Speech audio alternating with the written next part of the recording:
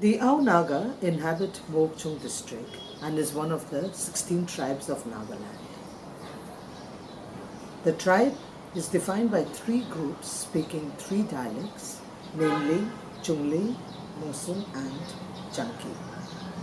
In the oral traditions of the Ao, a mythical legend claims that the Ao emerged from 6 stones called Long Turok, which literally translates to 6 stones. And these stones represented 3 pairs of siblings who were said to be the progenitors of the 3 clans of the Ao, namely Komaner, Longkomer and Jamir. Each clan of sibling married into the other 2 pairs of brothers and sisters, and through the intermarriages, a well-knit clan exogamy marriages evolved, that is, follow to this day. In the material culture of the Ao, there is a defining characterization in dress, wearing of ornaments between male and female, the common man and the well-heeled, even to the extent in applying specific signatures in the vernacular architecture. The attires of both men and women are very simple. In the past, men wore either a loincloth or folded his shawl in half and wrapped it around his body like a tunic, which reached mid-thigh, and he would tie his machete belt around his waist. And he would drape his shawl according to the day, whether the day was hot or cold, on the upper part of his body. Women also wore a wraparound skirt from under the armpits. Woman didn't wear a blouse then, and so the garment covered her breasts and reached below the knees. And the upper body was left bare, but for the ornaments that she would wear, and that covered her front. She would then drape a shawl around her body. Both men and women wore these attires throughout the year. However, during festivities, they would wear very fine clothes and ornaments. Textiles are imbued with narratives to signify gender, age group, clan memberships, status of wealth, status as a giver of the Feast of Merit, a head taker, a warrior, and as a member of an authoritative body through distinctive motifs. The color palette of the textiles would be different, and the arrangement of stripes and colored bands were very distinctive in the cloth to differentiate between male and female textiles. But however, common to both male and female were the hand-spun white cotton shawls and the indigo-colored cloth called sirimsil or kokmosil, which literally translates to dyed cloth. In winter, naturally being colder, an extra shawl would double up to ward off the cold, and whereas elderly women would wear leggings for extra warmth around their calves. And these leggings were also used during field work to ward off flies and insects from biting the legs. To weave the cloth, cotton was grown abundantly and the use of natural colorants prevailed. It also helped that climatic conditions and the environment played a significant role because of the hilly terrain in which our villages were situated on. And this aspect of the material culture of the Ao prevailed until the introduction of mill-spun and colored yarns. The process from raw cotton to woven cloth is exclusively managed by women and passed on from mother to daughter as inherited skills. Cotton before the introduction of spun yarn, was manually ginned by deseeding cotton balls with a rolling pin on a flat stone. Later on, women learned to use a ginning machine which was imported from the plains, but prior to that it was manually deseeded on a flat stone.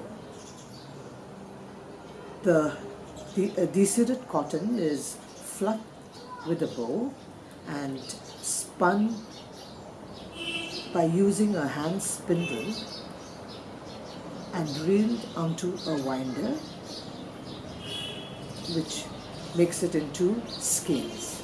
At the time of weaving, the yarn is reeled into a ball so that it is easier to walk onto a loin loom. Now the loom used by our women to weave cloth is a very simple apparatus and called a backstrap loom, or also known as a loin loom. To operate the loom, the weaver controls the tension with the strap around her back on which the warp is strung onto the warp rod and the beam.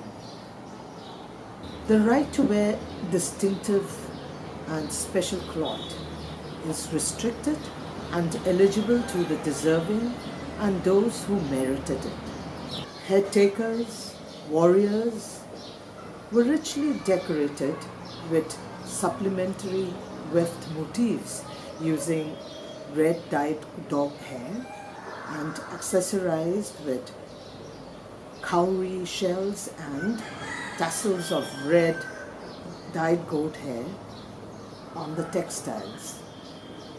And the right to wear these special textiles is also passed on to the wives and daughters of feast givers and the rich. There are no rituals associated as such, but women in general do not wear men's cloth, and equally taboo for men to wear women's textile. There is a sea of change in what men and women wear today, especially in the case of men who have adopted Western clothing.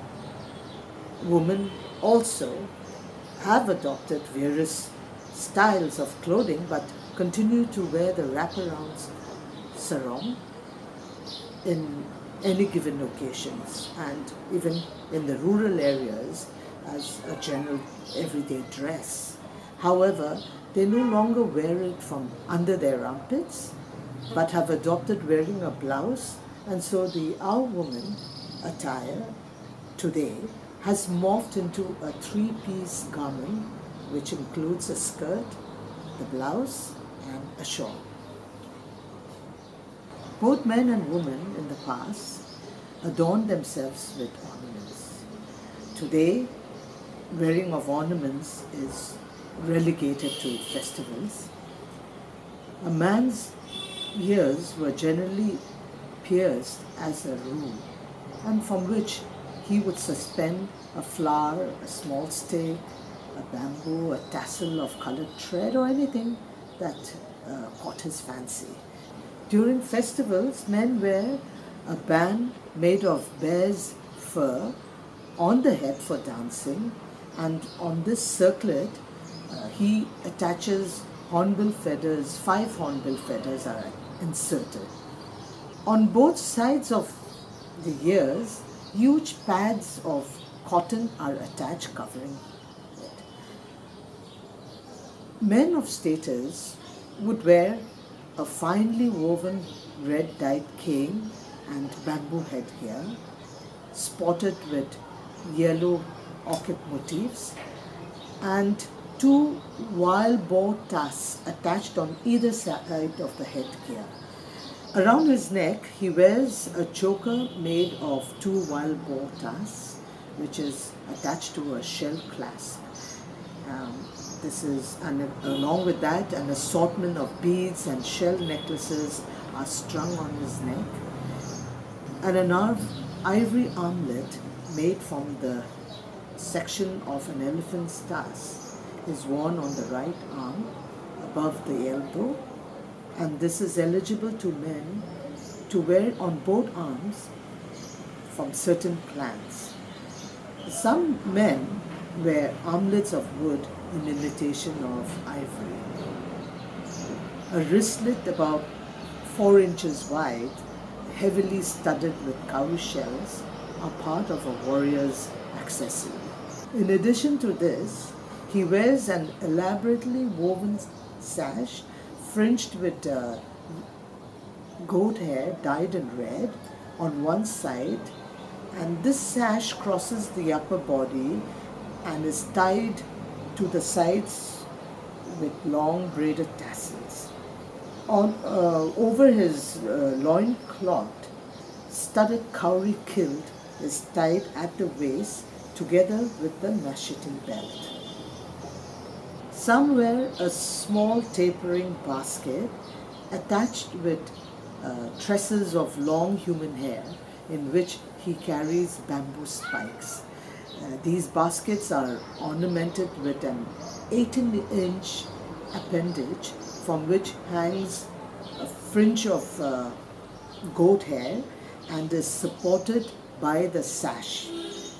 On both legs, woven red dyed cane leggings decorated again with yellow orchid stems cover the calves. To complete the festive attire, this is an opportunity for the men of status and those who have merited distinctive textiles to sport them on such occasions. The women too come in for their fair share of finery, eligible to the women of the Pungan and Lunkaman clans, who wear on either side of the head 3 large brass coils that pass through the pierced holes on the upper ears and attached together with braided hair. Then women wore 2 large crystal blocks hanging from the lobes of the ears called tombang. When they were not wearing the crystal earrings, they would roll cotton and put it in the lobe so as to prevent it from shrinking.